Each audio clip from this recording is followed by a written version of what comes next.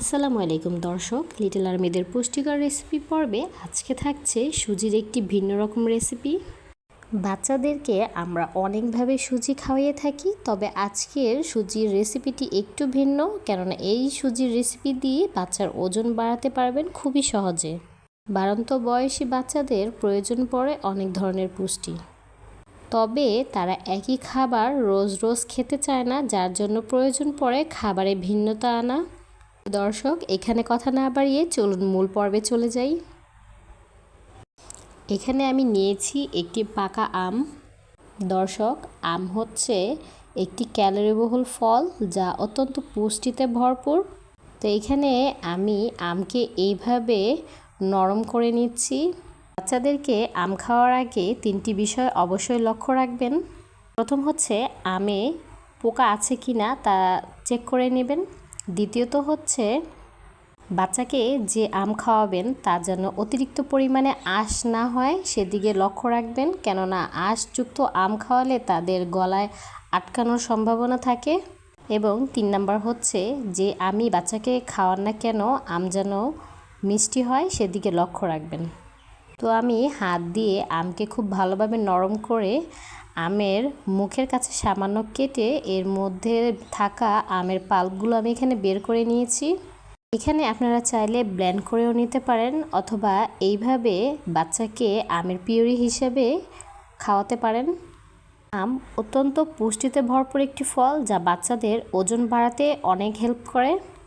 চলে আসব রান্নায়। প্যান গরম করে এর মধ্যে আমি দিয়ে দিব পরিমাণ অনুযায়ী সুজি। এখানে আমি প্যাকেটের কেনা সুজি ব্যবহার করছি, তবে আপনারা বাচ্চাকে যে সুজি খাইয়ে অভ্যস্ত সেই সুজি এখানে ব্যবহার করতে পারেন। এখন আমি হালকা করে সুজিগুলোকে টেলে নিব, তবে এখানে চাইলে আপনারা ঘি দিয়েও সুজিকে ভেজে নিতে পারেন। হালকা করে ভেজে নেওয়া হয়ে গেলে এর মধ্যে আমি দিয়ে দিব পরিমাণ অনুযায়ী পানি সুজি সেদ্ধ হওয়ার জন্য। এখন আমি ভালোভাবে নেড়ে চেড়ে নিচ্ছি। দর্শক, শুধু সুজি বাচ্চাকে এভাবে পানি দিয়ে রান্না করে খাওয়ালে বাচ্চা সঠিক পুষ্টি পাবে না। ঠিক পুষ্টি দেওয়ার জন্য প্রয়োজন সুজির সঙ্গে এমন কিছু খাবার যোগ করুন, এতে করে বাচ্চা সহজেই পুষ্টির ঘাটতি পূরণ করতে পারবে। তো এখানে আমি আমের পাল্পগুলো দিয়ে দিচ্ছি। তো এখন ভালোভাবে নেড়েচেড়ে একসঙ্গে মিক্স করে নেব, তবে যখনই আমের পাল্পগুলো অ্যাড করবেন তখন চুলাটা বন্ধ করে নেবেন, কেননা অতিরিক্ত তাপে আমের পুষ্টিগুণ নষ্ট হয়ে যাবে। সুজির সঙ্গে আমকে খুব ভালোভাবে মিক্স করে নিয়েছি। এখন এ পর্যায়ে এখানে আমি দিয়ে দেবো বাদামের গুঁড়ো। এখানে আপনারা যে কোনো বাদামের গুঁড়ো ব্যবহার করতে পারেন, তবে বাচ্চাকে বাদামের গুঁড়ো দেওয়ার আগে বাচ্চার অ্যালার্জি রিঅ্যাক্ট হয় কি না সেদিকে লক্ষ্য রেখে তারপর বাচ্চাকে বাদামের গুঁড়ো দিতে পারেন। তো এখানে আমি ভালোভাবে নেড়ে চেড়ে নিচ্ছি। খাবারটি একটু পাতলা দেখাবে, তবে যখন ঠান্ডা হয়ে আসবে তখন এখানে ঘনত্ব তৈরি করে নেবে। দর্শক, এই খাবারটি আমি বিশুদ্ধ খাবার পানি দিয়ে রান্না করেছি, তবে আপনারা চাইলে এখানে গরুর দুধ দিয়েও রান্নাটি করে নিতে পারেন। এখানে বাড়তি মিষ্টির কোনো প্রয়োজন নেই, কেননা আম পাকা হওয়াতে অনেকটা মিষ্টি হবে খাবারটি। তবে যদি আপনারা খাবারটি একটু মিষ্টি করতে চান সেক্ষেত্রে এখানে মিশ্রি ব্যবহার করতে পারেন।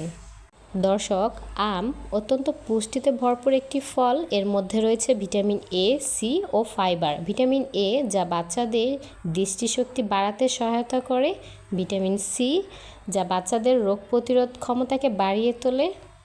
তাছাড়া আমে থাকা প্রাকৃতিক এনজাইম হজম প্রক্রিয়াকে সহায়তা করে এবং কোষ্ঠকাঠিন্য দূর করতে সাহায্য করে। তাছাড়াও বাচ্চার ভালো ঘুম হতে এই খাবারটি অনেক হেল্প করবে, কেননা পাকা আম বাচ্চাদের ঘুম বাড়াতে সহায়তা করে। দর্শক, রেসিপিটি আপনাদের কাছে কেমন লেগেছে চাইলে একটি কমেন্ট করে জানিয়ে দিতে পারেন। যদি ভালো লেগে থাকে তাহলে লাইক, সাবস্ক্রাইব করে আমার পাশে থাকবেন। এতক্ষণ ভিডিওটি দেখার জন্য অসংখ্য ধন্যবাদ। আল্লাহ হাফেজ।